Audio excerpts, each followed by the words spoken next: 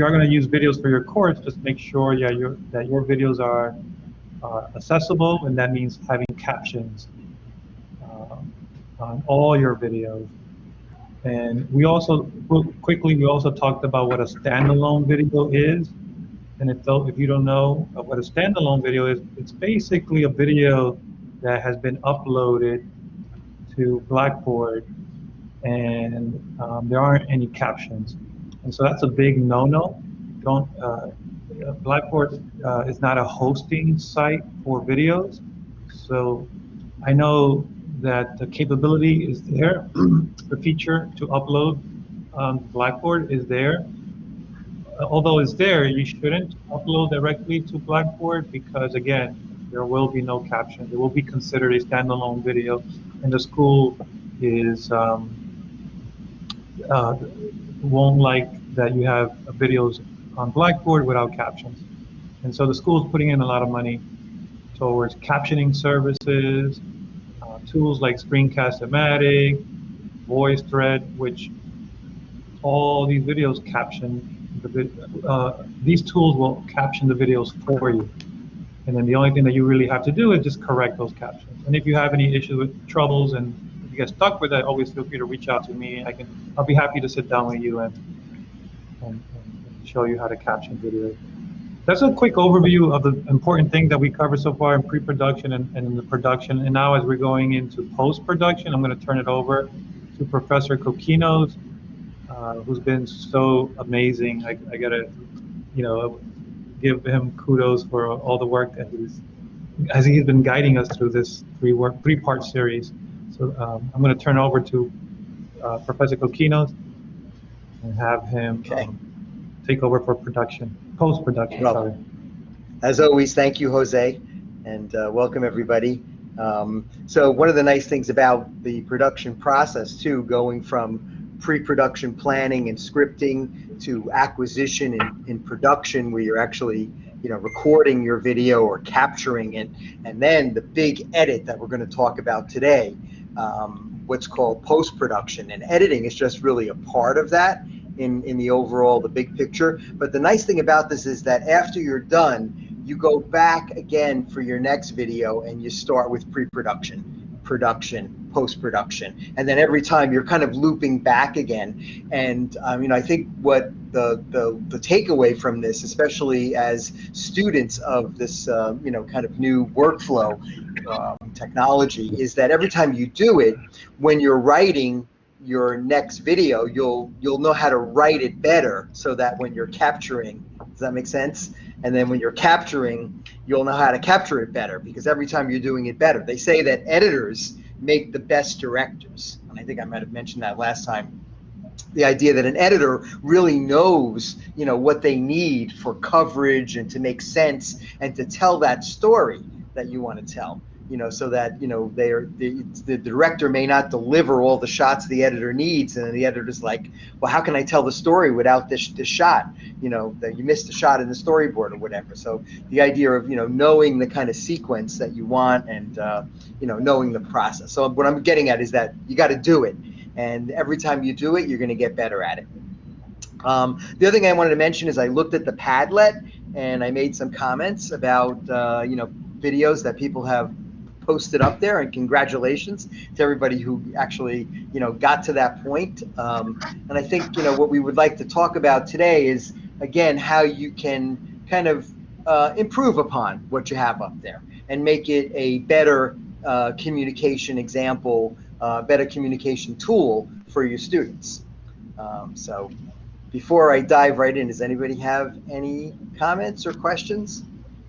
Well, Michael, I don't even know what is a Padlet or how you would have put something on that. So well, you're there. Your video is there. So I think Jose sent that link. I had a little helper whose name starts with a J.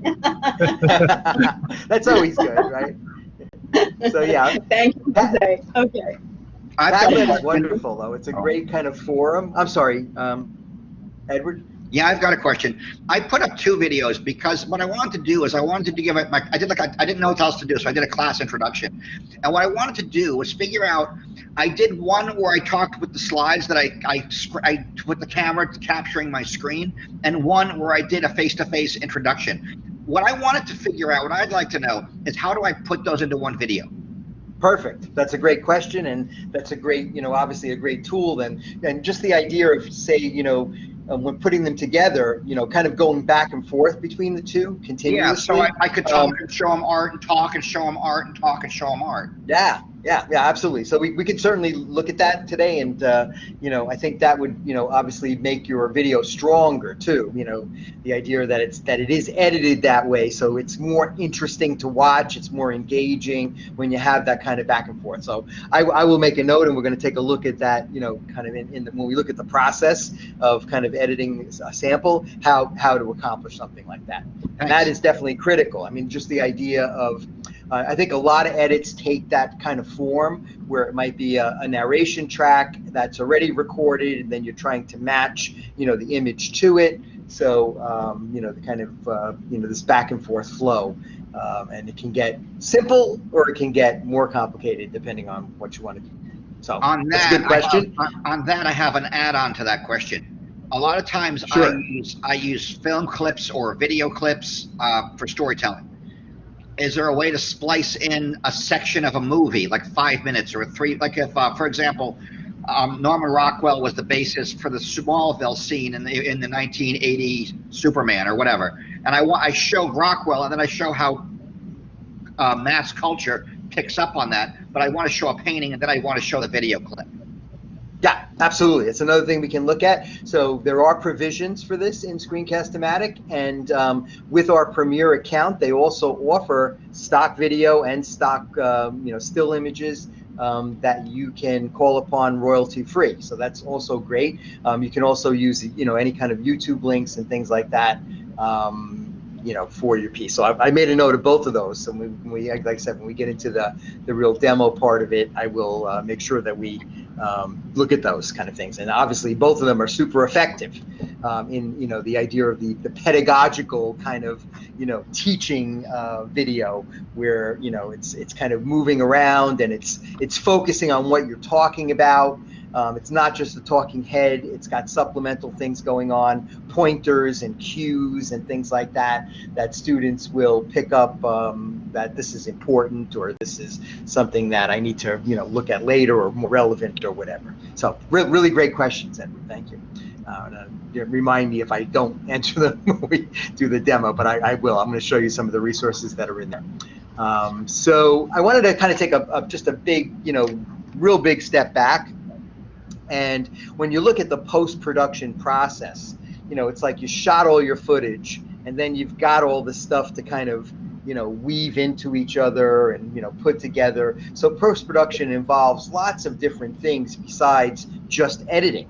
It might be the idea that, I've got to get, music, or I've got to get this stock footage. So it might be a lot more kind of, doing some searches and acquiring stuff, maybe rewriting narration. So there's all kinds of things going on. And then the actual editing, which is great, and we're going to talk about that. And then after the edit, there's also this idea of how to get it out there. When, we talked a little bit about, putting it up on YouTube, getting a link, embedding it, what's the best way to actually get it out there.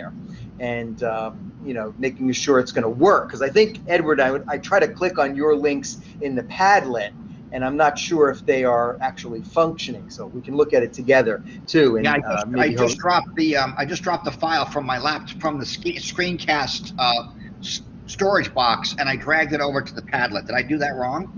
Okay, that might be something that, because I think it's got to be a video file. If it's a screencast file, it's kind of looking for the application to open it.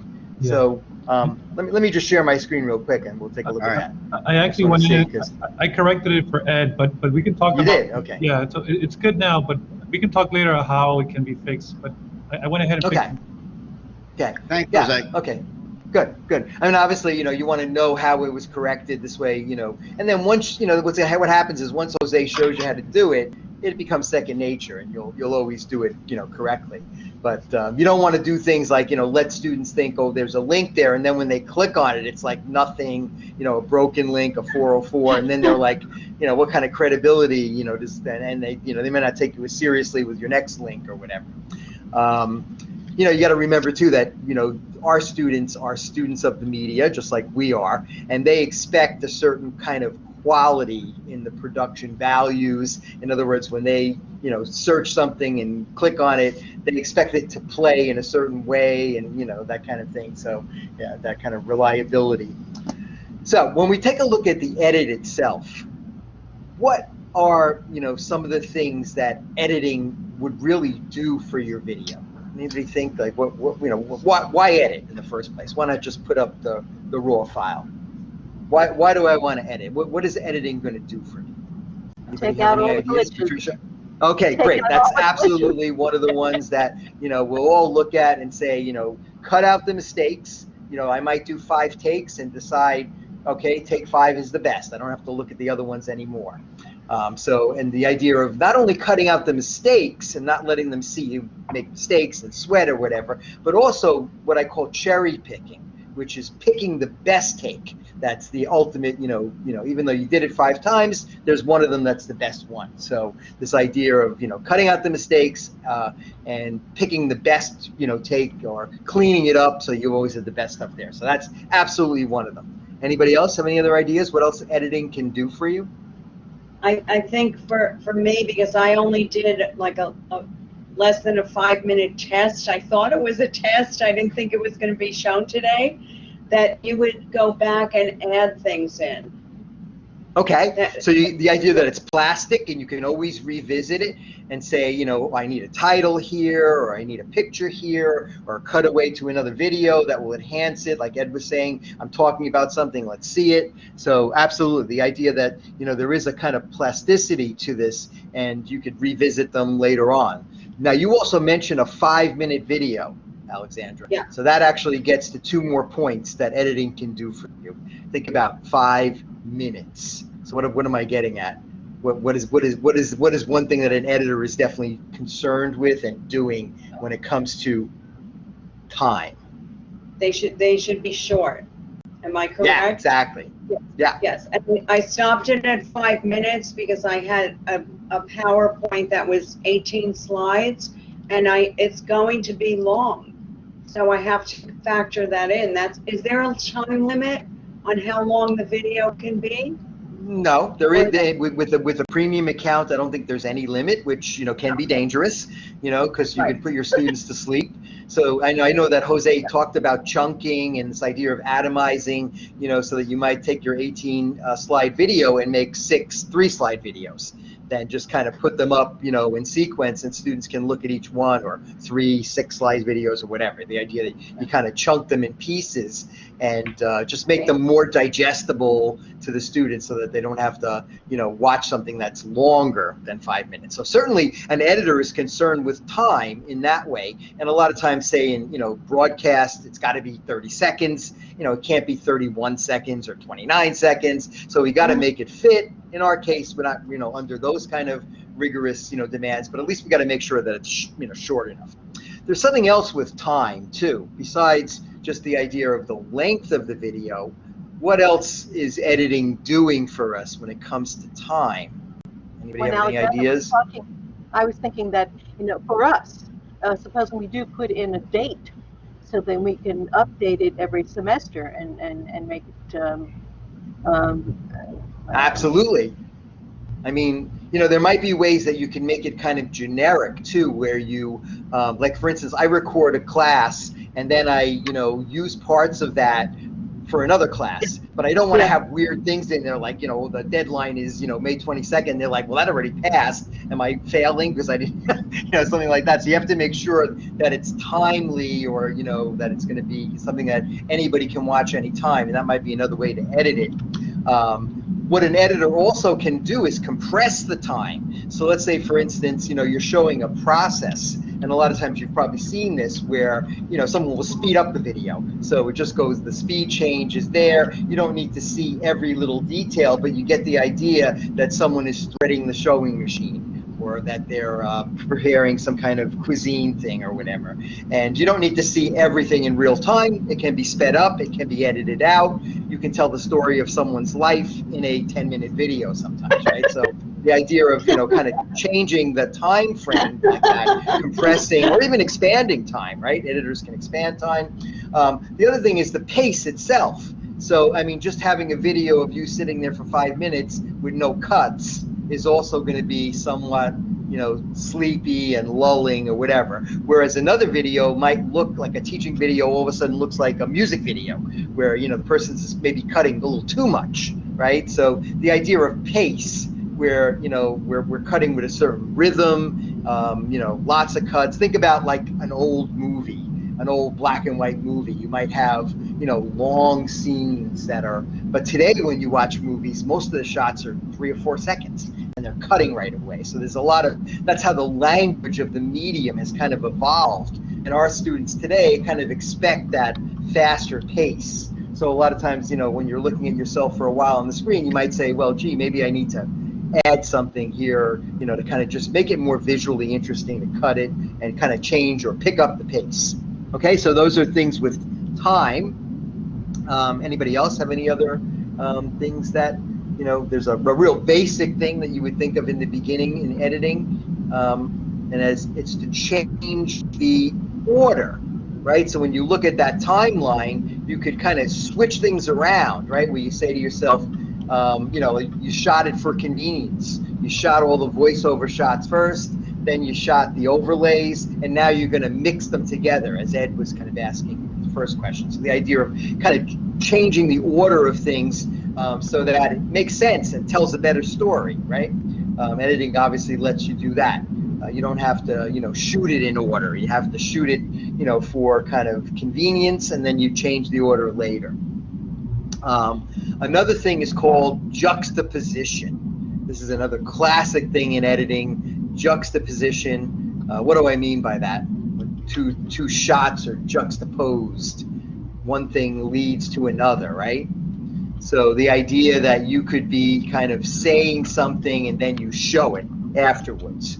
Or say in an advertising video, a lot of times we'll have this idea of juxtaposition where someone will wake up, look in the mirror and say, I look terrible. And then all of a sudden it's like, well, let me get this product here. And now after the product, I look wonderful, right? So the idea of kind of problem solution, juxtaposing, here's the problem, here's the product, here's the solution. And, so a lot of times you can kind of make these connections to students by juxtaposing one shot to another, So if I said something to you like, gee, I'm really hungry, and then I put up a big McDonald's logo, right? This is the idea of juxtaposing those two shots together, that you might think, well, gee, I'm going to go to McDonald's after class today or something like that, or not. Okay, so juxtaposing is definitely another thing that kind of helps tell the story. And a lot of times these shots can be totally unrelated, where you might be pulling on a stock image, but just the way it juxtaposes with your narration, it works perfectly. So they juxtapose really well together. This could also be propaganda, right? You can actually start to manipulate, people in the wrong way with things like this. The other thing is the idea of adding special effects or other effects, and then thinking about what those special effects do to reinforce the overall message. So I would say one of the simplest special effects might be a transition from one shot to the other.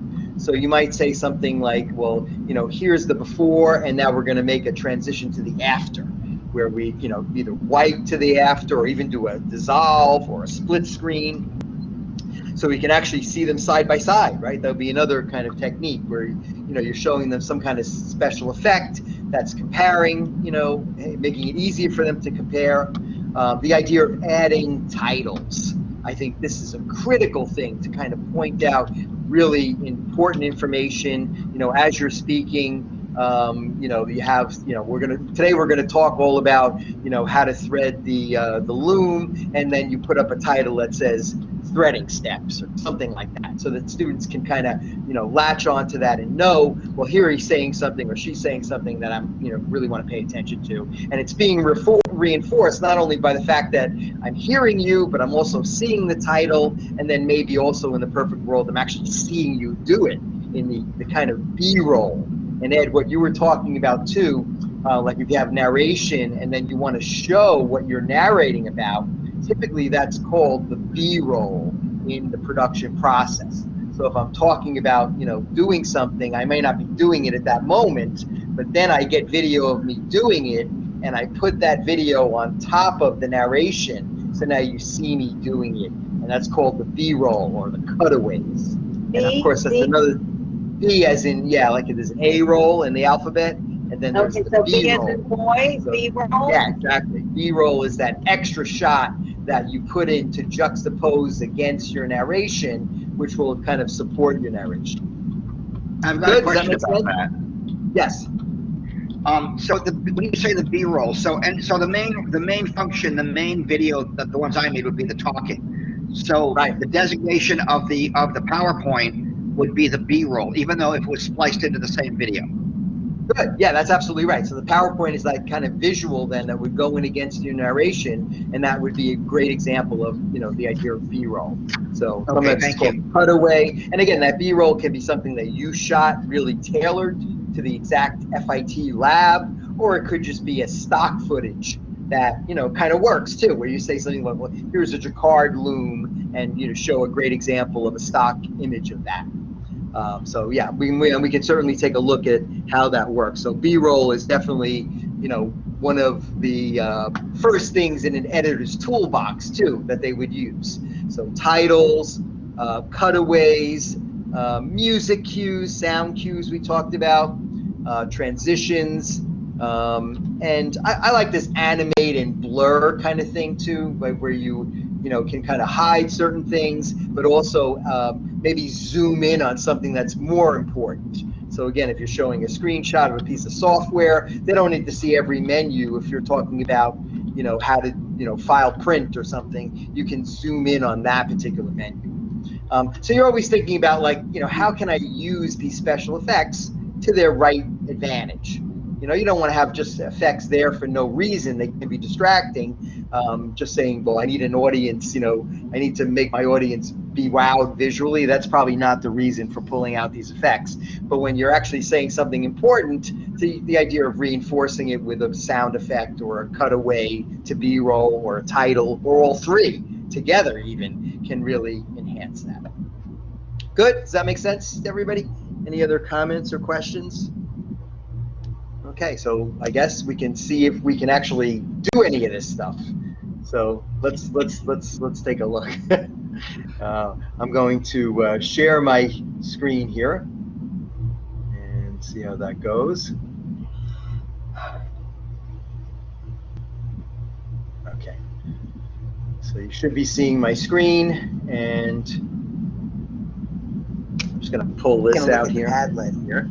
And I just wanted to point out, you know, there are various ways to upload your okay, so I mean, that video is there, and let me just see what I can do here to make it a little bit more. Excuse me, Michael, I don't know if it's my computer, but it sounds like there's an airplane in the background from maybe somebody's computer as a video. I know what that is. Hang on one this second. control right here. Sounds like there's an airplane in the background? Yes, or is there something wrong with my computer? No. No, that's gone now. Now it's fabulous. I see. That was coming from somebody else. Okay. I don't know if it was Jose. Yeah, probably found had that. some very loud noise. That I just muted everyone, but if you, I'm sorry, I just muted everyone, but if you want to jump in and ask a question, just make sure you unmute yourself because we were getting that background noise. Right. Okay, so I'm going to open up the video editor here, and let's see what we can do. So I'm going to click on Edit, and I'm just using this, you know, Padlet, you know, sample as a kind of tool here. So let's view a little bit of it, and we'll see what we can do to integrate some of the things that we've been talking about. Hey everyone, it's Michael. So I'm taking a look at the Padlet here, and I just want.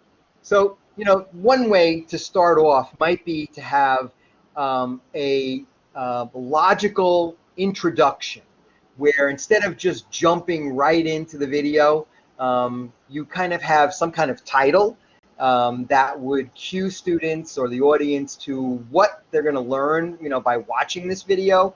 So that might be a good, kind of thinking about the pedagogy behind using this. The idea of starting off with a title screen that might have a little music to make it look a little slicker too. You can also give it some kind of branding. Maybe you have a logo that you want to start impressing upon all your videos, so people can say, oh, I can see right away this is Professor Pomerantz's, next video, because it's got this kind of design look that I see every time that I, search her videos, and there it is, has a certain look to it. So that might be, a way to kind of, set this up. So let's look at these tools here. And what you might want to do then is insert a totally new recording, or an existing recording, or a video, or you can overlay a kind of title or image here. So now I like to compose these images in other programs, like you can do it in PowerPoint or in Canva, something like that, and then just download it and bring it in. So let's see if I can get you one that I've already done. So when I do this, I can look at my files, something I've got on a clipboard. Here's the stock library that's there, and you can see that there's some things floating around here. So let me look at my files for a second and see if I can find something that might work. I had to clean up my machine a little bit today. Find just a graphic image that might work.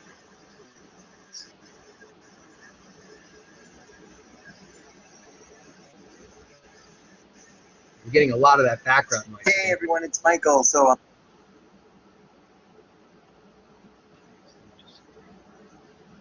I'm putting in the FIT logo. Right there it is, the FIT logo. And I put it in as an overlay, it looks like. Probably the best way to do this would be to put it in as its own insertion. So let me undo that. Sorry. So I'm going to go right to the beginning of the video again and try to insert. Let me cancel this out. Michael, if you overlay, is that only for that particular slide, or does it apply to all? Well, right now we're not really dealing with slides, because if you look at this, you can see that this is really just one complete video here, right? This whole thing really runs as one complete video, and Does it run for the whole video, or no, for you a number of seconds? you are in control of the overlays beginning and end. Remember, we called it the in and out points in editing terminology. So let me see if I can show it to you one more time here. So let's do insert, I'll do the overlay image, and we'll get that FIT image. Now you see what happens here. Here is the overlay itself, right? So when I look at this overlay, I can stretch it out if I want it to be longer. Typically I can adjust the area where it actually appears. So you can see it's going to be. hey everyone, it's Michael. So I'm taking a look at the Padlet here, and see how it fades out there. So here's the little fade where it fades, and just trying to see what here's the tool then, right? So if I wanted it to go longer. See what's happening there, Christine? Now it goes all the way to this point in the video. So depending on wherever I want it to go, I just use these. These are the in and out points. So let's say I don't want to bring that FIT logo in the very beginning. I want to bring it in exactly at 6 seconds. So there it is, at 6 seconds. Are they color coded? Because I noticed cut is red, and then now overlay is blue. Are they? Yeah, I think what happens is when you're actually employing the tool and actually editing it, it will turn color like that. So cut is going to be red. It'll tell you the area that you are going to cut out. And again, once I say OK now, it'll probably change. See that? It changed now. It's no longer blue, so I'm no longer editing it. But here it is. It starts at 6, and then it fades out at 10. And let's see how it works. If I play it now from the beginning. hey everyone, it's Michael. So I'm taking a look at the Padlet here, And I just wanted to point out, Here it comes. there are various on, ways to and upload now it fades your off. Video. Okay, so you are in control of where you want that to appear. If you click on this, see, now you're back to editing it actually, and then you have total control too. I can put it anywhere I want on the screen.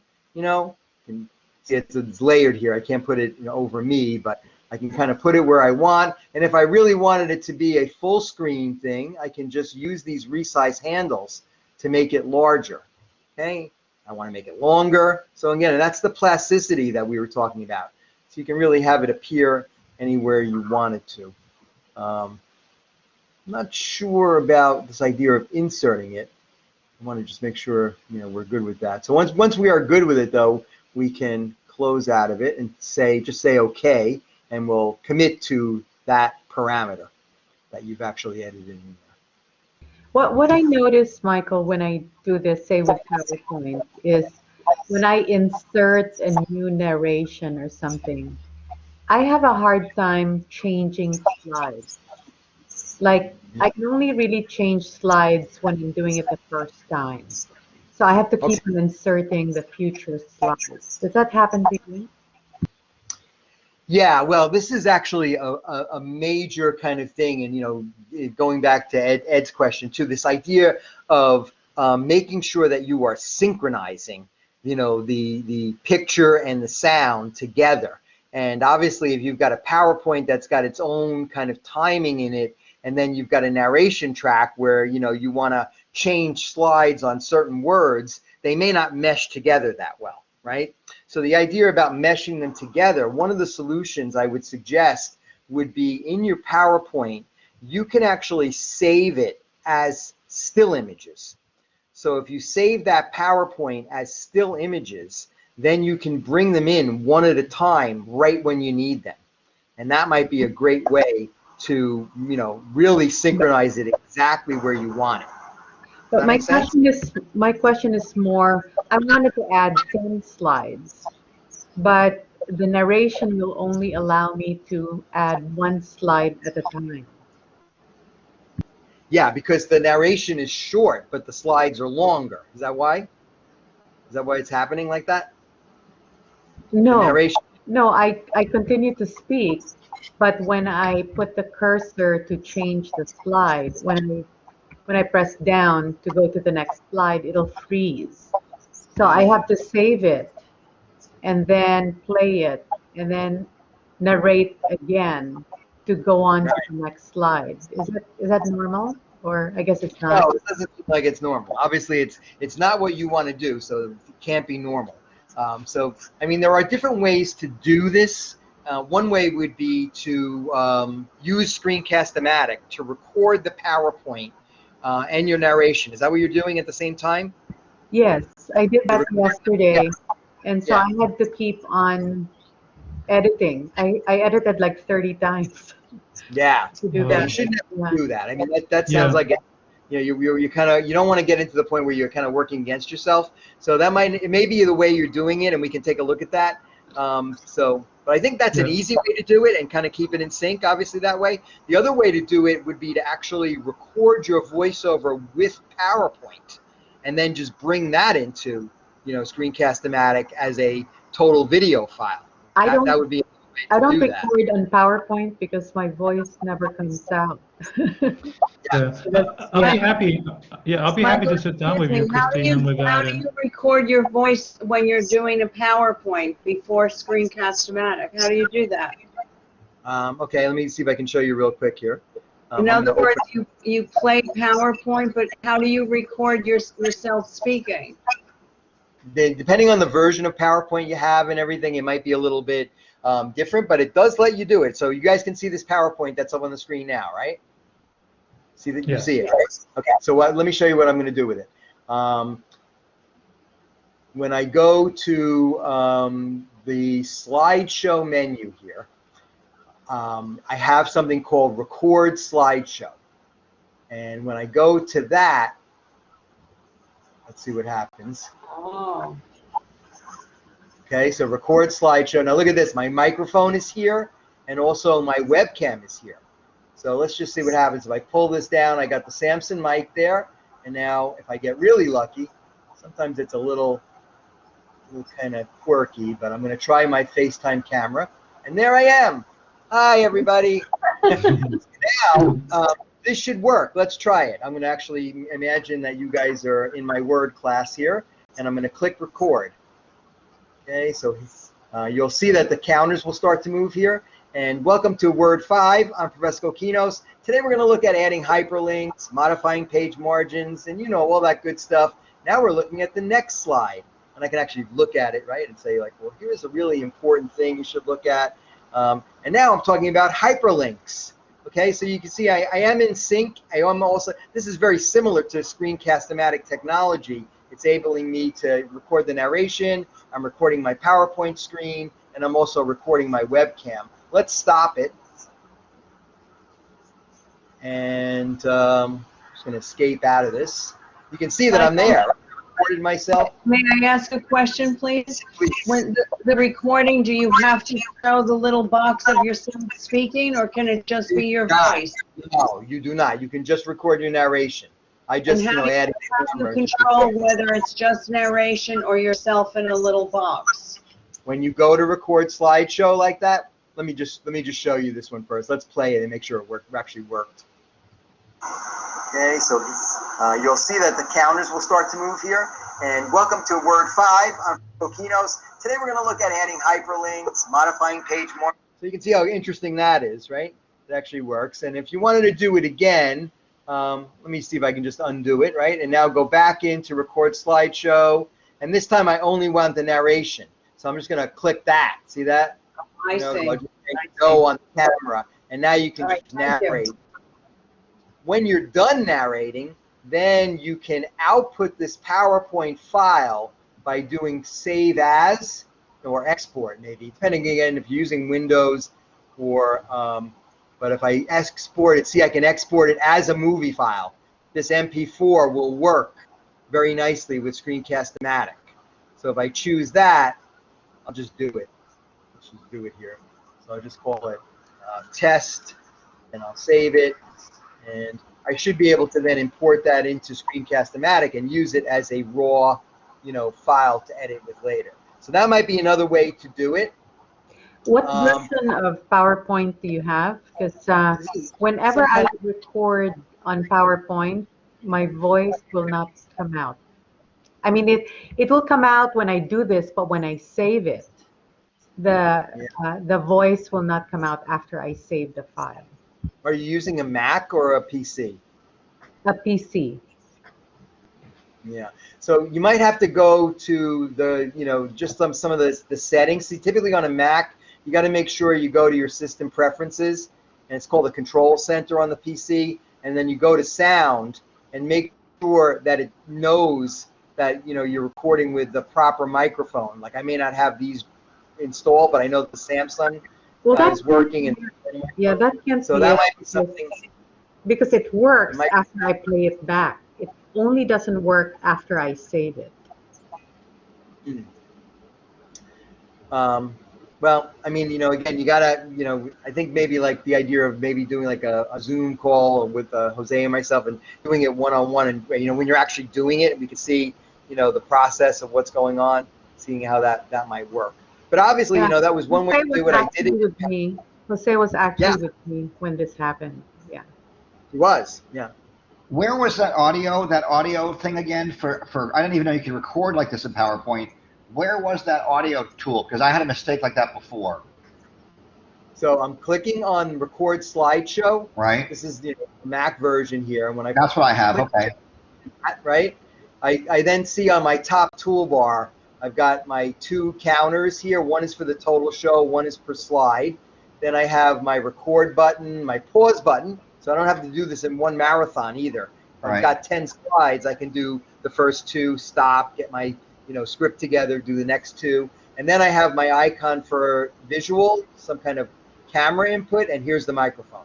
Okay. So you make sure that you've got, see, like now I've got my EPO cam. I don't know what this is. This won't work. And because there's something I downloaded that didn't work, I'm going to make sure that, I'm using the right one here, either the built-in mic. And sometimes, it's a little quirky and, You know, just the idea of making sure that you do it twice and test it, because it doesn't always work. You know, even when you are familiar with the process, there's always like these weird little glitches. So don't get discouraged if it doesn't work the first time. Sometimes it takes a little bit of, you know, finessing it a little bit to get it to work. Okay? So, I mean, obviously, if you wanted to do this in screencast-o-matic, you guys would be comfortable with the procedure, right? To do it in screencast-o-matic, how would I do this? To record this PowerPoint the same way. What I would do is go to my screen recorder. See how if I can actually do it here. So I'm going to launch my recorder. I'm going to record my screen this time, right? Start my recorder. I know that I can trim the beginning off, so I'm not really worried about that. So now that I'm rolling, now I'm going to bring up PowerPoint. And just so I don't confuse you guys, let's maybe even open up something else. Here's someone else's presentation, hopefully. No, I'll open something. It's going to take too long, sorry. Open something that I haven't deleted.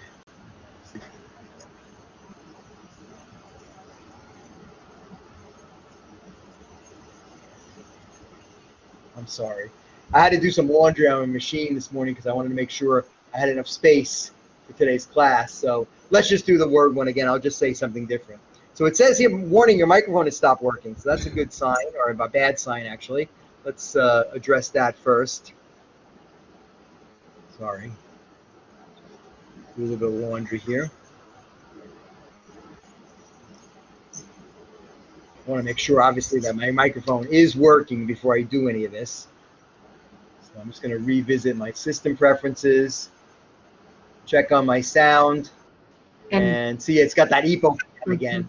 So make sure you've got the right input, and that should be good. Check, check, check. Testing. And then you want to do slideshow. Yeah, hopefully it's working here. Sorry. So let me just close this.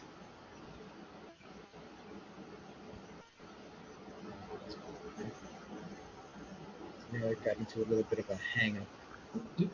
You can just trash it, start from new, from the bottom there. Yeah. And start over. There you go. Now you can do it. Okay, so let's see. Is my microphone working? No, it's not, right? So let's click on this, finding microphones. Remember, you want to see your modulation here. And I don't know why it's a little weird, but check. Okay, that looks better, right? Testing 1, 2, 3. No, still not working. Why it's not working. Let's try the internal mic. Might be better.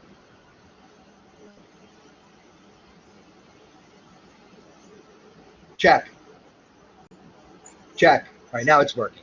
Okay, so now what I'm going to do is make my recording, start my recording full screen, and now go to slideshow, play from start, so it'll play the whole thing.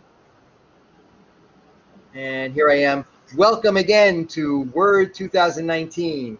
I'm Professor Kokinos, and let's go on to the next slide. Here we go, adding hyperlinks. I'm going to go real quick here so you can see it's a different show. But the idea is that I can be talking through this, okay? You never want to make slides that look like this, though.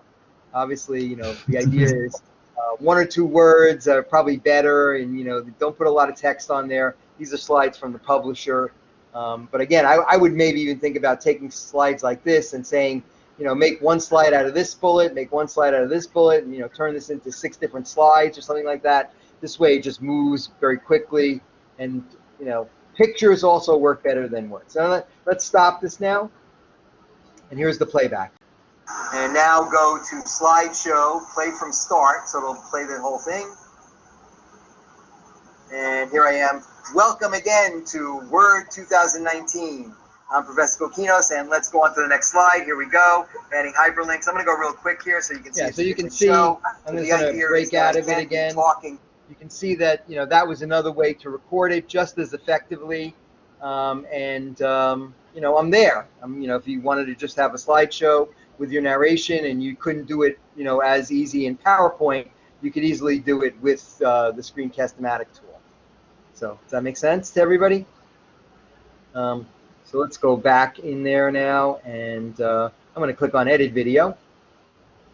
So here's that video, and let's think maybe, you know, B-roll here, and see how that's going to work.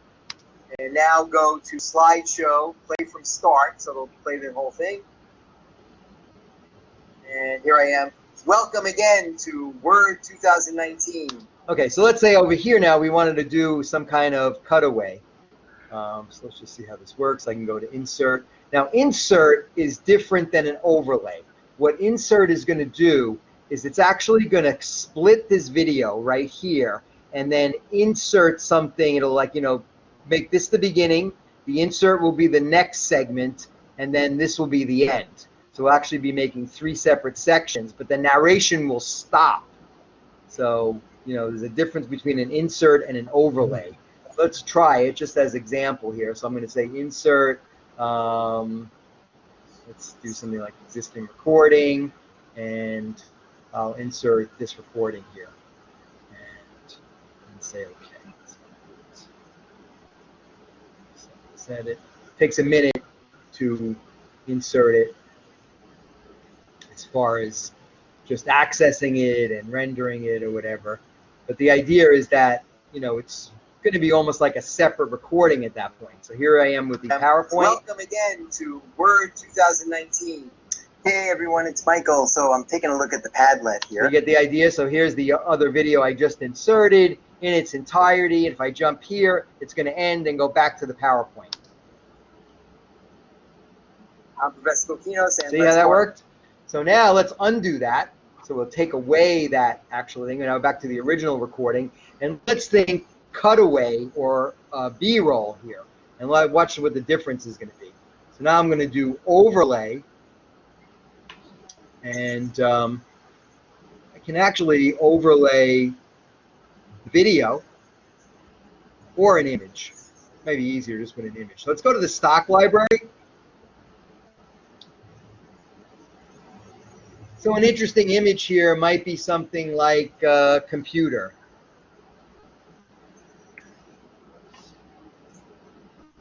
Okay, so it finds this, and this looks like an FIT student, right? Working at home or whatever.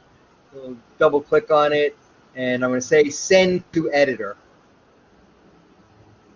Send. So there it is. And now I can actually set this up as an overlay where it will cut away, but my narration will still be underneath it. Okay, so let's just check the aspect ratio here. I want this to cover the entire screen, so I don't want to see any of that PowerPoint in the background on it. Again, it might just be a little finessing here just to make it cover up your screen. I'm going to add a little distortion just to get the idea. But there we go, that should work. And here's the preview of it. Here's the in and the out point again, where it's going to begin and where it's going to end. And while I'm doing this, I'm kind of also thinking about that synchronization. I don't want to show the image early. I want to show it right against a certain snatch of the narration. So, you know, it really makes sense. Welcome again to Word 2019. I'm Professor Coquinos, and let's go on to the next slide. Here we go. Adding hyperlinks. I'm going to go real quick here so you can see it's a different. So you see how that works, right? So you can still hear my narration underneath, but the image that I placed is on top of it, kind of. So it erases the PowerPoint screen, and you see that overlay image. And now you're in control over where you want that to begin or end. So you can kind of mark your footage. Welcome again to Word 2019. I'm Professor Coquinos, and let's go on to the next slide. Here we go. So let's say I wanted to see that image where I was saying just Word 2019. Watch the way I set it up. Welcome again to Word 2019. So there's Word right there, right? So that's going to be my in point of the edit. Let me just get it precise. And now I'm going to bring the beginning bar of the graphic right there, and I want to end at 19. 2019. Okay, so that's where I'm going to bring now this end little lollipop. And, you know, it wants me to be a little longer, I guess, because with the transition it needs a little more time. But you get the idea, right? So I can't make it too short, but I can make it kind of be where I want it to be by dragging these icons around on the timeline. And here I am. Welcome again to Word 2019. I'm Professor Kokinos, and let's go on to the next slide. Here. Good, does that make sense? So, Yes. I mean, I like that technique, and I think that, you know, using B-roll can work. Another way to use B-roll might be to use it, you know, like, again, if you plan for it in the actual edit. Let me see if I can show you something else here. If anybody has a question, just jump right in. I'm actually looking at these on my, these are on my computer, these recordings. So I may want to just go directly to screencast-o-matic too, to see more of my recordings, right? Let me do that real quick. Here's my content. So for instance, I might have a video here where it's a talking head.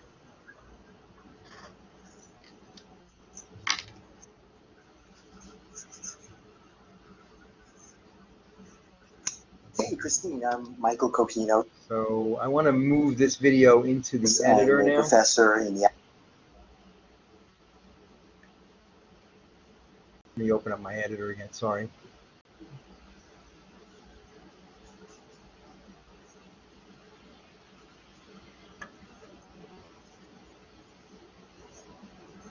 I'm only able to look at these actual videos that are on my, yeah, I deleted it.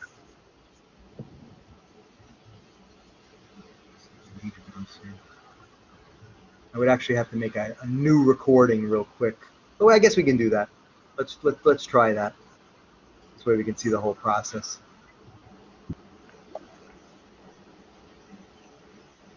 Okay, so I'm gonna make a full screen recording of myself. So let's go to the webcam, and here I am. So let's just start the recording. So hi everybody, and you know, one thing that you can do is overlay an image as a kind of a box wipe. And what you might want to do is actually have a little bit of negative space over your shoulder there. So I have all this extra negative space over here where I can kind of, you know, lay that image in later. So I don't want to make this too long. I'm stopping it. I'm going to say done, and let's just upload it to screencast-o-matic. Call it edit. B-roll.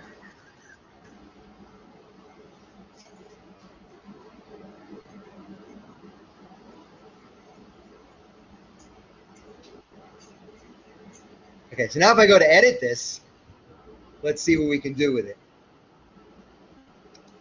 So hi everybody, and you know, one thing that you can do is So maybe I want to put, you know, a title over that. So, you know, give myself a little credibility, right? So let's go to overlay, and I'm going to do text. And I'm going to just put my name. I'm going to give myself what's called the lower third. And the lower third is typically called that because it occurs on the lower third of the screen down here. I'm just going to, not the most user-friendly to select the text anyways.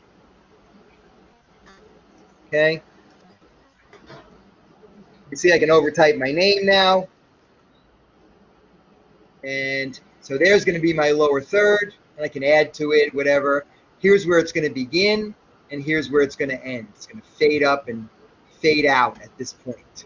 So let's try to figure out exactly where we want. If you wanted to keep that throughout, Michael, as just your name on the bottom. What I want to do is actually... You could keep it throughout. If I wanted to keep it throughout, I would just do this. You know? So if you wanted to have some kind of message that was on the screen all the time, maybe you want to have like your email address there so students can see it at any moment. But, you know, the idea of, you know, where it begins and ends is going to be these two blue lollipops again. So, yeah, you know, one thing that you can do is overlay an image as a kind of a box wipe. okay, so that's one thing that you can do there is add your title, and, you know, that can give you some credibility. But also you can add titles of anything you're talking about. Think about it like this. This could almost become your PowerPoint. You know what I mean? So if you're really just having a lot of text or bullets on your PowerPoint, Another approach might be to just record your video and just save a space over here where then you can overlay those bullets as text images. So let's look at now maybe adding in an image wipe over What you here. might want to do is actually have a little bit of negative space over your Okay, so let's try that. And now I'm going to look for an image to lay into that negative space. So I'll go again to the overlay, and let's try image.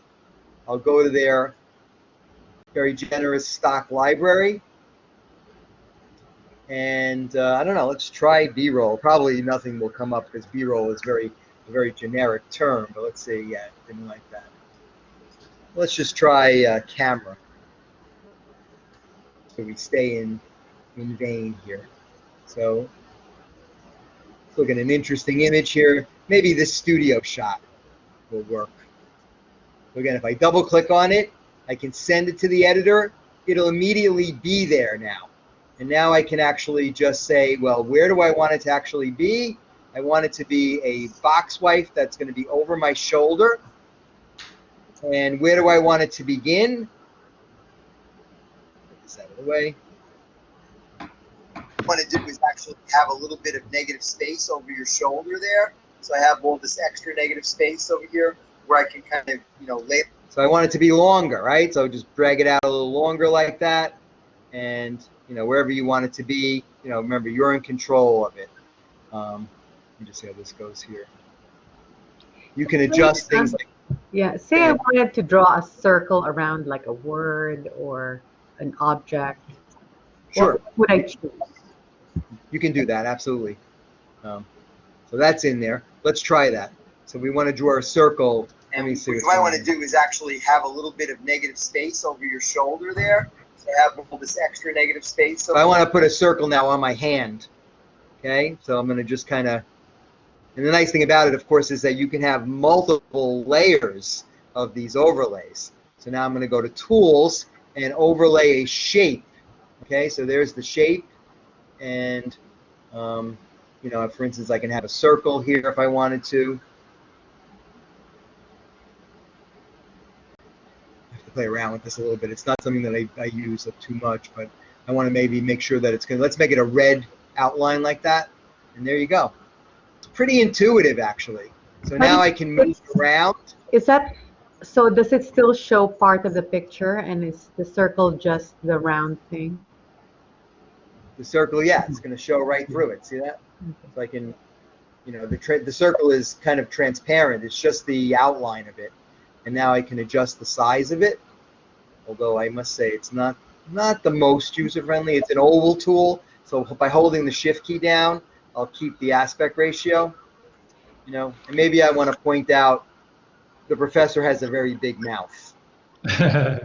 Can I add one thing, Professor Coquino, real quick on, yes. on drawing? If you're looking to draw on your slides as you're presenting, you can do that either how Professor Coquino showed you using it on PowerPoint. You can use the annotation tool as you're presenting your slides, or you can use the drawing tool as you are recording your screen in screencast-o-matic. So you do have the annotation tool for you as you're presenting.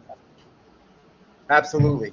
And again, depending on what you're most comfortable with, what software is working the best for you, and what you want your end product to be like. A lot of times you can start in, we're talking about that, this idea of round tripping, where you start in PowerPoint, then you bring it into screencast-o-matic, then you bring it back or whatever, depending on what workflow actually works for you. So let's see how that plays now. Have a little bit of negative space over your shoulder there. So I have all this extra negative space over here where I can kind of, lay that image in. And, a lot of these things I have to kind of play with a little bit more just to become more familiar with them, because there's probably other tools. Like, for instance, if you go into overlay, there's this thing called highlight, which will, oh, I see what that does. So that actually, basically lets you see just that area. So if I was to put that in there, everything else would kind of go dark. So if you wanted students to focus on a certain kind of control or whatever, you could have that highlight tool in there. But again, I mean, you want to, obviously, you don't want it to start looking like a circus either, where it's too many. You might want to actually have a little bit of negative space over your shoulder there. So I have all this extra negative space. And you see what's happening here too now is I'm getting each one of these yellow ones. One is the shape, one is the studio, one is the highlight. And then after a while, they might get a little bit confusing, you know, as, you know, which one is which. So you just kind of have to play with it. I would say the best approach probably is keep it simple in the beginning. And as you get more comfortable, you can start to layer more things. So does that make sense? And yeah, let's see. I mean, you know, the other thing that, you know, I think what Ed was talking about, I would be more comfortable in editing in a program like iMovie. I just think it's a little bit more, you know, kind of approachable to do some of these edits where you're kind of mixing sound from one clip with picture from another. But, you know, obviously as a full overlay, it would work. Let's undo some of these things, and let's see if we can. Can I just add a tip? Anytime, yes, please, Christine. So last night I had a question, and I used the help, and it sent the question to the screencast-o-matic people, and it was at 3 in the morning, and they responded within 5 minutes. Amazing. I was able to get it done. So use the help, you know, if you're stuck. Yeah. Absolutely. They seem very receptive and, you know, very, you know, willing to help and, you know, get you guys, again, comfortable using it. I mean, that's their goal, right? To get you to, you know, be comfortable using it. So. The question I asked was, I already did the captions, and I wanted to add more stuff in the captions, and it was so easy. You know, they really provided diagrams on how to get it done. They are on the West Coast, so what time did you do it? 3 o'clock in the morning? It was only, you know, yeah. 11. I said before I go to bed, I gotta get this done. Yeah. Okay. So go ahead. Anybody else have any other comments or questions? Yes, Michael, I do. Getting back to my question, I would be better off splicing and developing a video in iMovie and then importing it into Screencast. Are you comfortable with iMovie? I would say yes. If you're comfortable I'm not, with but is it? I mean, if I have to learn it, I have to learn it. Is it easy? It's very easy. It's very easy. It's very intuitive. It's easier than this. Let's try it in here just to see how it would work. I can show you that one because I think I prefer that one. And we imagine this is a video that has narration, right? We'd be comfortable to say that. Snap, and there's more here. So, you know, you can do it different ways. You can upload. You can, you know, launch a video recorder. It'll probably be photo booth if I do it here. Again, you can do the link. So, you know, like, there's more than one way to find the same thing, kind of like in Windows, you know, the print. Clean up a little bit again. Clean up shop. Okay, so here is a video of me talking, which definitely needs some improvement, right? So let's see what we can do now. We want to overlay another video of what I am talking about. So hi everybody, and you know, one thing that you can do is overlay an image as a kind of. Okay, so let's go to our tool menu here. And we want to overlay another video. Okay, so I'm going to, you know, I mean, obviously if you go to stock library, you'll probably find videos that don't have sound. Let's just go to my recordings and see what else. So that's me just talking, and then these other videos have images on them. This looks like it's going to take a while. Try a different one. I don't want to make you guys sit through all that. Probably a shorter video will work better. Sorry. So a video overlays just like you did this the graphic. You could do the video the same way. Yeah, but the thing about it is that if both videos have sound, you've got to make sure you turn the sound off on one of them because you can't have, you know, 2 soundtracks playing at once. That's just going to confuse it. You know, imagine the other video both have narration, but you only want the one video. So let's see if, you know, we can get it to work what we want to do, obviously, is, go ahead. Is that the reason that iMovie is better, because you can splice it more effectively into a single video document in iMovie? Well, again, it's just because I'm real comfortable with iMovie. I know how to do it, and it's something where you would actually detach the audio from one of the clips and then just delete it, and then you're in total control. I can give you a quick look at it. Actually, let's see how this works. It might be that this imported it without the sound, and I think that's maybe what happened here, actually, because when it says overlay video, it might just already do that for you, where it's only overlaying the video. As a kind of a box wipe. No, you hear it? Both narrations are there. I hear the other narration. I hear it there. Yeah, that would be a problem. Yeah, that would be a big problem. Right. Students say they can multitask, but I don't know. Actually have a little bit of negative state. So what I need to do is take this video here. Now, if I click on video options, it gives me, here it is, use audio. So it's it's doable. So I can just say no. And now when I do that, that audio will not be there anymore. Now we'll only have. So which video are you cutting out? The one on top or the one underneath? I'm cutting out because I had this selected, the PowerPoint one, right? And then I click video option, so that's the one I'm cutting out. Let's see if I can figure out what's going on here. So what I would do. My question was, when I did my videos, I did a recording of the PowerPoint with the videos, and then I did a video where I was talking. I would want the video audio to interrupt or to be stuck in a place with no other video, with no other audio with the video.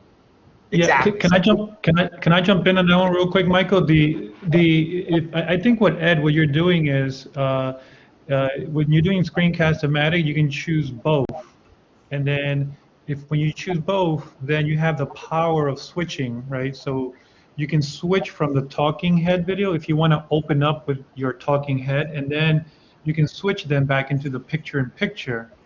Right. And so that will do the trick for you in screencast-o-matic without any post-production, without any kind of any special editing. Right. And that would save you a lot of time if you do the both option when you start recording in screencast-o-matic. That would do the trick. Because when I was doing my videos, I was thinking about how effective that would be. And I do have a question that I'm a little bit confused about right now. Right now, we're doing videos on top of other videos.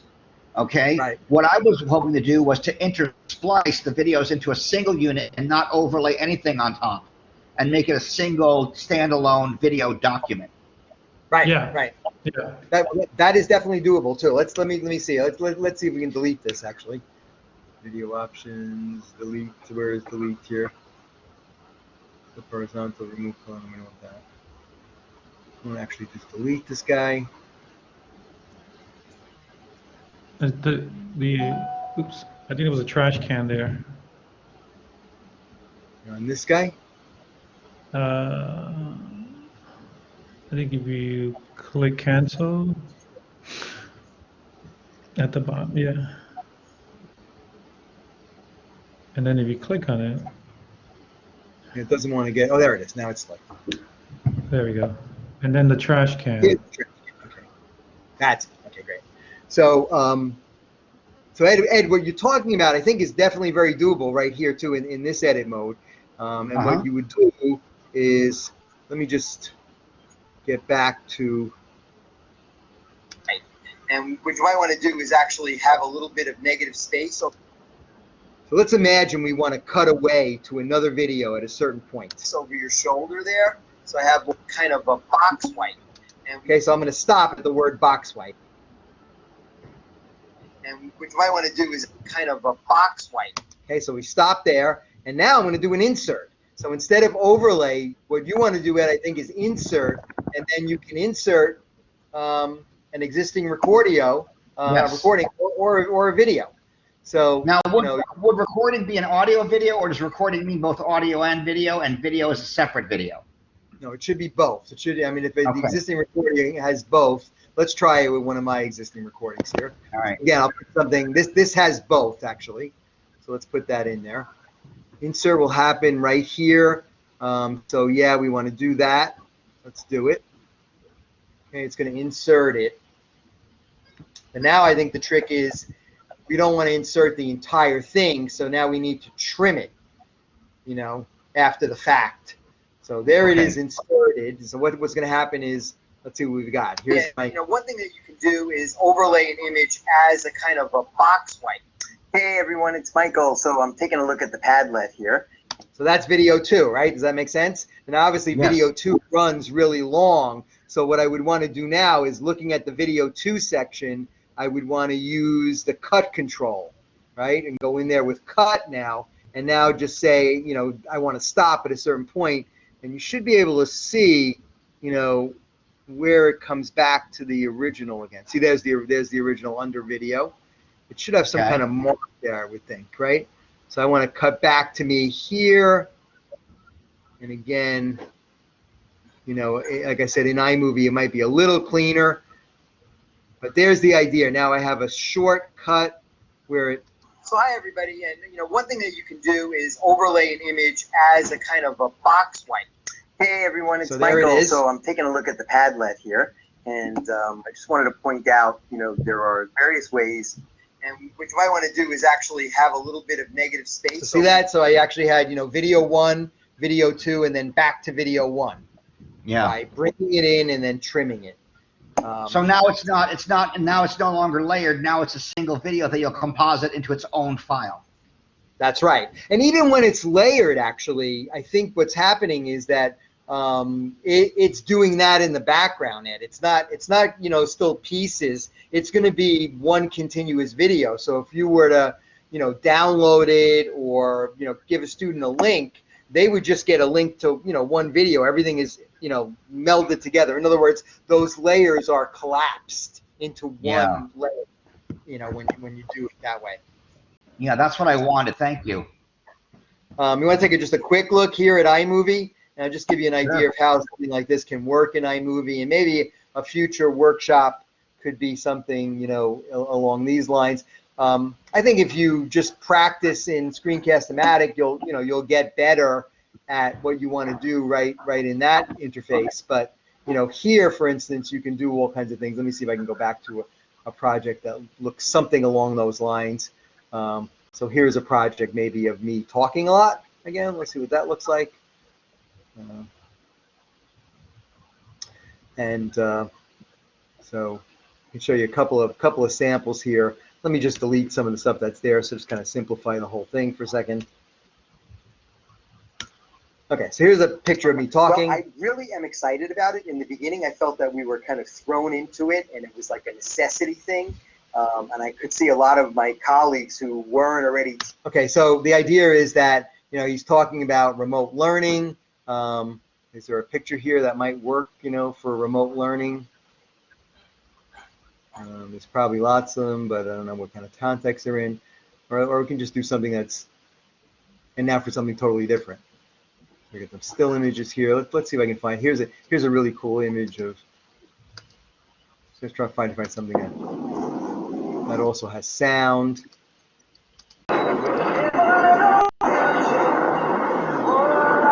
Okay, so you can see that also has sound too, right? So with iMovie, what I can do is, let's say I want to pick a part of this image to overlay, and I'm just going to try to find some landmarks again here. So let's get this pan right before the green motorcycle appears, right there. So I'm going to call that, by typing an I on my keyboard, I go right to that in point, and then I'll let it run. And let's say when Mr. Greenie gets out of the frame, I can use my arrow keys here to go frame by frame. See that? Wait, it's not moving on my screen. Oh, okay, now it is. Yeah, it's a little delay maybe. So now I'm going to press the O key, and that brings the out time there. So now if I just drag this down. Can you tell me, what does the O key do? Out. So in other words, if you look, see the parameters here? This is the beginning, and this is the end. This is the end. This is the small box on the left, upper left. Yeah. I know, exactly. So it lets you know how long it is, because this clip was 30 seconds, but I only took 4.9 seconds of it. So this is 4.9 seconds in between the in and out time. Now when I play it, you'll hear both audios. Watch what happens. An online course. So that motorcycle audio is obscuring me. And what I can do is just take the motorcycle audio and just bring it down. See, I can just drag it like that. And now it should be a nice cutaway now. An online course, all of a sudden had to teach remotely and, you know, understand Blackboard and all this stuff and engaging. So see how clean that is now? And I can actually put it anywhere. Can you just go over that again, please? Sure, absolutely. Let me just talk a little bit more, and then I'll go over it from scratch again. I can put it where I want it to be, and I could see a lot of like. I can also, because that footage is here, I can also extend it and say I want more or less of it. Even though I set the out time, you know, earlier, I can change it. That's the plasticity of the edit again. So let's do it again from scratch. You know, maybe I can find something that is a little bit more appropriate. Students working on a computer or something. I don't know. Sorry, I didn't really prepare some shots here, but it's okay. We get the idea. You get the idea, right? So yeah. If I go back to that particular shot, I just want to get something again that has audio. Here it is, right? This is the shot right here. So I just want to make sure I'm on target here. So we have a larger screenshot on the right, but you're editing in that small yellow box on the upper left. That's right. This is like the, you know, this is what I'm going to be editing, but it's going to appear full screen again when it goes up the top, right? I'll bring it in as a full screen image like that. An online course, all of a sudden. You can see the audio is too loud, so I'm going to bring the audio down just by dragging it. But again, if I wanted to, I can also do this thing here where I can say detach the audio. And now see what happens? The audio actually comes down here and becomes a separate file that I can move somewhere else. I can use it somewhere else, or in this case, I'm just going to delete it because I don't really need that audio. And now I can bring this back up here, and again, now I'll never have to worry about the sound of it. Weren't already teaching, say, an online course, all of a sudden had to teach remotely. Okay, and again, I can tell the in points and out points exactly where I want them to occur. Teaching, say, an online course. So right on online course, I'll come. Thank you. Very helpful. And Blackboard and all this stuff, and engaging students. So let's end with engaging students. See, and you can just, it's very plastic. Engaging students, and they really have. It's just, you know, for me, you know, this program is a little bit more just easy to use. I probably, you know it better. And it allows you to have a little more control, I guess, over, you know, where you're placing something very accurately, frame by frame, that kind of thing. So that might be a future workshop that we could look forward to, is looking at, that would be great. I'd really love that. iMovie into, you know, because it does give you a little bit more control. But I would say, you know, again, if you talk to the screencast-o-matic people, they'd be like, oh yeah, we can do it. You know, you can obviously, you know, finesse it if you're willing to spend the time. Sure. Good? Yeah, Anybody else? I think very helpful. Thank you. Yeah, you're welcome. Absolutely. Yeah, Michael, I think if we get enough interest, we can always, you know, do a workshop on iMovie for those who are looking for more of an advanced tool. I think right. iMovie or Adobe Premiere is also, you know, cross-platform. So if you have a PC, you can use Adobe Premiere on either a PC or iMovie, and they're really similar. They're very similar in their approach and their, you know, their tools, their jargon. So kind of if you know one, you can pretty much buy with the other one too. Yeah, Martin is mentioning that if you do have a Mac, it's free on your Mac, so you do have iMovie. It's already installed. Right. So I guess, Michael, if we have anybody here left in the, we can probably go over maybe one or two videos to, if, you know, Martin or in the Padlet. I have to get my daughter in about 5 minutes, but I could come back tomorrow. Okay. So let's do that tomorrow. Yeah. Quickly, you could, but I do have to get to my daughter and get her, like, or she'll shoot me. Sure. No worries. I didn't have mine up. I'm gonna have it put up tonight, so I'm gonna be in the session tomorrow because I explained to Jose in the chat why I missed much